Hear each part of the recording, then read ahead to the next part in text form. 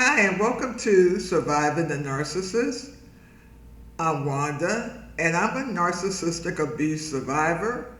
And from a survivor, I went to a thriver, and now I'm an overcomer.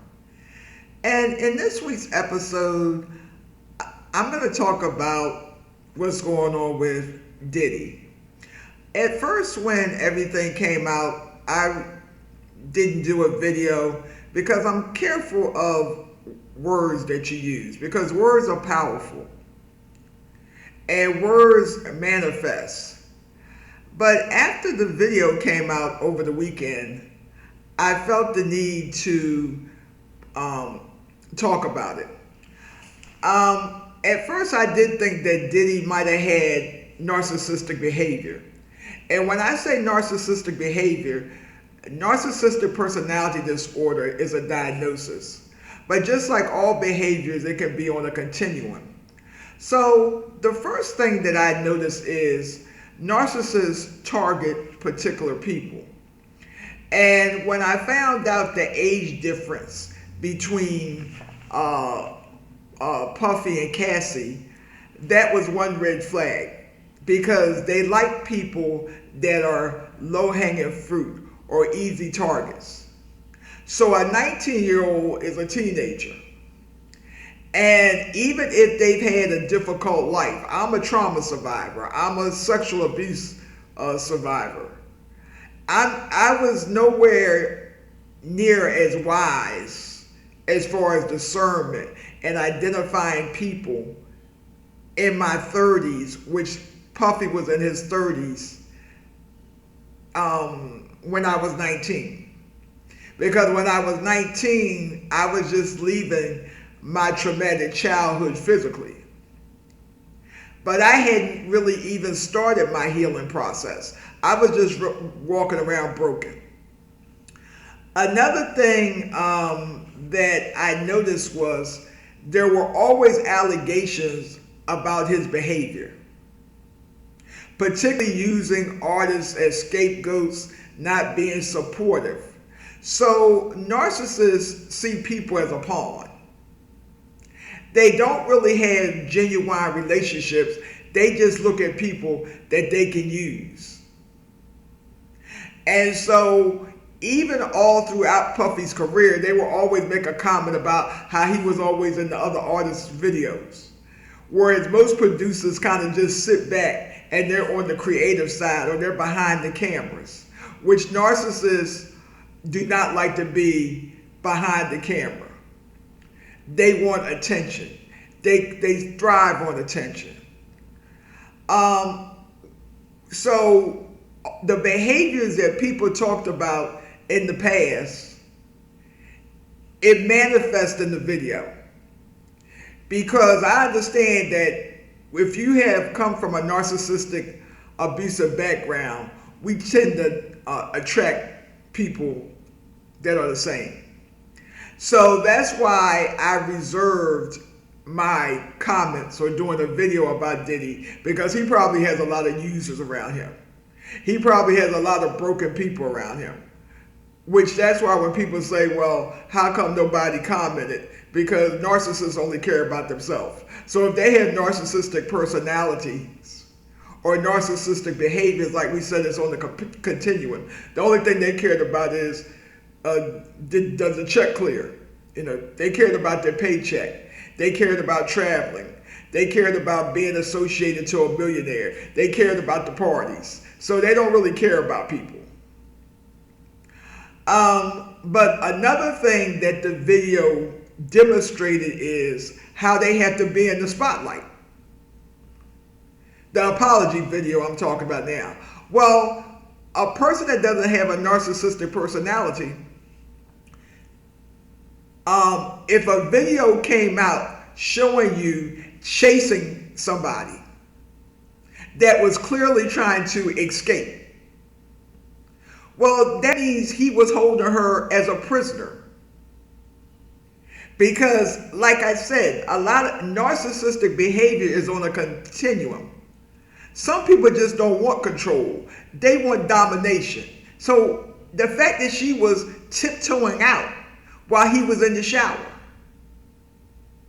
Then the video shows him not just beating her, it looks like she was passed out on the floor from a beating, and he goes over and kicks her, which is a lack of empathy. Why would you first do something like that to a female or anybody that you say that you quote unquote love, and then proceed to kick her and drag her back in the room by her hoodie, by the hood on her hoodie?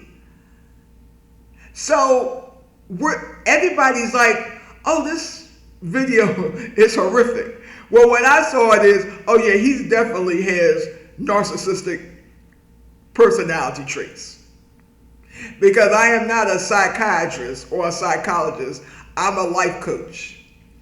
And so when I work with people, it is from a personal first, professional, because that's what made me interested in working with people that are survivors of toxic families and narcissistic abuse, and from a spiritual. Because narcissistic personality definitely has a spiritual undertone, because we're mind, body, and spirit. So in the Bible it says the thief come not but to steal, kill, and destroy. So the whole pattern of his behavior was to steal, kill, and destroy. She was 19 years old. In that video, he could have killed her. And he has definitely destroyed her, even though she can get help and heal. But he destroyed her innocence.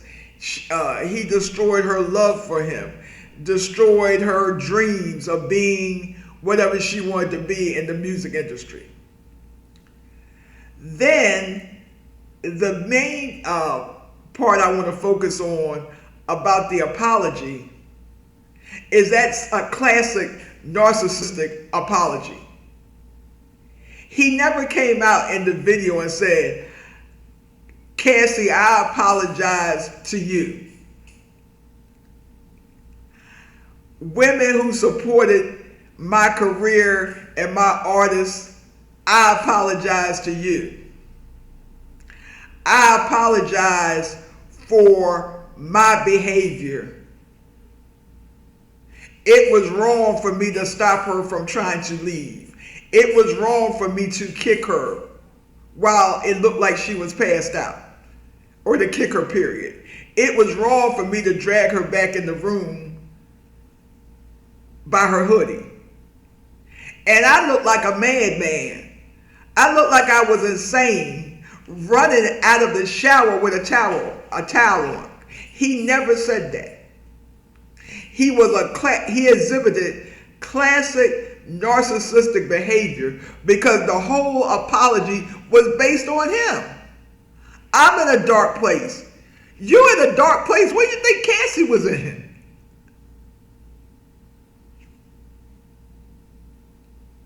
I can't believe I did something like that. Wait a minute. So you're trying to say that's the first time you did something like that? Not the way you sprinted out that shower with a towel on. Because that means that you were monitoring her enough, or you probably had some kind of cameras or surveillance in the bathroom, because if you were in the shower, how did you hear that she was trying to sneak out? Because it was clearly evidence that she was trying to sneak out. And narcissists spy. They use cameras. The people that's around him, we refer to them as flying monkeys. They enable the narcissist to do things. And so I'm going to end this because it's a lot of things that I talked about. But in the future, I'm going to go into a little more detail, because narcissists are powerful. And I just think that in this particular circumstance, we actually have the camera. We actually have the video footage. But in my case, and in a lot of people that have been through narcissistic abuse, when we go through smear campaigns or we tell people that people are monitoring us, they have people spying on us, flying monkeys, people doing things, they don't believe us because we don't have the evidence. Because that's one of the reasons why it's really hard for me to go on YouTube, because I had experiences where I knew that somebody was doing things to my Facebook account. Because my Facebook account would always would get hacked.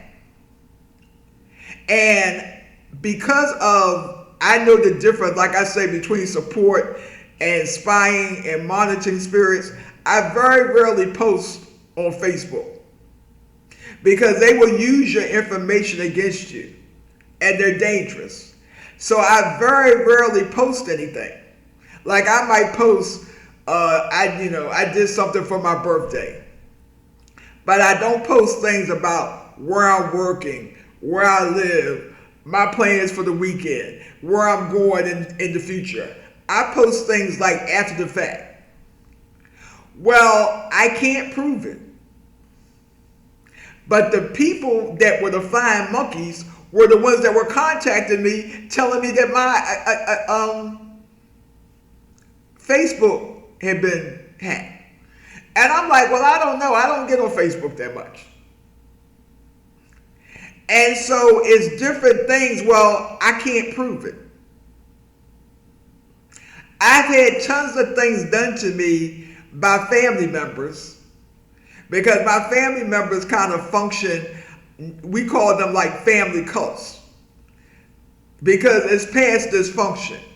But I couldn't prove it, because I would do things before I really understood what narcissism was. I always would get that strange feeling in my gut. So I would tell one person a piece of information, and then it would get back to other people in the family. But because they function like a cult and secrecy, of course they're not going to say, oh, so-and-so told me. But I knew that was the only piece of, that was the only person that I had given that information to. And that's what really made me start my healing journey from narcissistic families are toxic.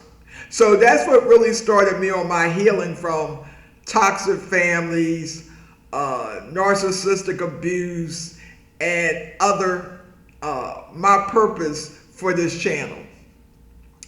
And if you're interested in learning more about what I do, my coaching business is called Vision of Recovery, because I am a vision of recovery.